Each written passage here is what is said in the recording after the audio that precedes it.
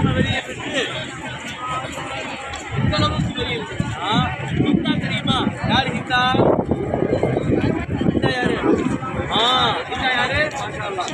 Abu சுஃபியானுடைய மனைவியான ஹிந்தா ஒரு மசூரா சொல்றா. என்ன தெரியுமா சொல்றா? நேரம் அப்பாவான்னு ஒரு இடத்துக்கு போவோம். அந்த இடத்துல ரசூலுல்லாஹ்வுடைய அம்மா இருக்கிறாங்க. அந்த குழியை தோண்டி எடுத்து வயிற்ற கிழிச்சு உள்ள இருக்கிற சதைய வாயில கடிச்சு அதுக்கப்புறம் நம்ம போருக்கு போலான்னு சொல்லி மசூரா சொல்றா ஹிந்தா. எல்லாத்துக்கும் ஒரு மாதிரியாய் ஆயிடுச்சு. சொன்னாங்க, இந்த காரியத்தை செஞ்சா மிகப்பெரிய பாதிப்பு ஏற்படும், அதனால இதை செய்ய வேண்டாம், நேரடியாக போருக்கு போலான்னு போருக்கு பண்ணிட்டாங்க. இந்த போருடைய துணுக்கு எங்க கிடைச்சது? சூப்பர், எங்க இருந்துச்சு? மாஷா அல்லாஹ், எங்க இருந்துச்சு? குபா பள்ளியில கிடைச்சது போரு. அப்பதான் ரசூலுல்லாஹ் வந்து மஷூரா செய்றாங்க மதீனா மக்கள்கிட்ட. என்ன செய்றாங்க?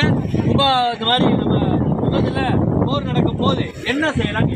சஹாபாக்கள் என்ன சொல்லுவாங்க? போர் செய்யலாம், போர் செய்யலாம் அப்படின்னா. ஆனா ரசூலுல்லாஹ்வுக்கு சிறிதளவும் போர் செய்வதற்கான எண்ணம் இல்லாமல் இருக்கு. ஆனா மக்கள் என்ன செஞ்சுட்டாங்க? சஹாபாக்கள்லாம் போர் செய்யலாம் போர் செய்யலாம். ரசூலுல்லாஹ் நேரா போனாங்க, ரூமுக்குள்ள போனாங்க. அபூபக்கர் வந்தாங்க, உமர் வந்தாங்க.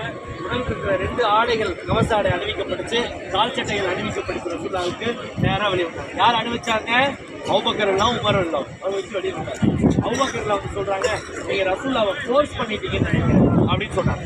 சொன்ன உடனே சஹாபாக்கள்லாம் வந்துட்டாங்க, யார் ரசூலுல்லாஹ் நாங்கள் தப்பு செஞ்ச மன்னிச்சிருங்க, வேண்டாம் போர் வேண்டாம், பேச்சுவார்த்தை நடத்துவோம் அப்படின்னு. உடனே ரசூலுல்லாஹ் சொல்லிட்டாங்க, எப்பொழுது ஒரு நபி தனக்கான கவச ஆடை அணிந்து விட்டார்களோ இப்பொழுது தீர்ப்பு சொல்வது அல்லாஹ்வுடைய சமூகத்தில் ஒப்படைக்கப்பட்டிருக்கிறது. நான் அவுக்கக்கூடாது, அல்லாஹ்வுடைய வெற்றியோ தோல்வியோ கொடுத்தா தான் என்ன செய்யணும், நான் அவுக்கணும் என்பதாக சொல்லி முடிக்கிறாங்க. போர் நடைபெறும் போது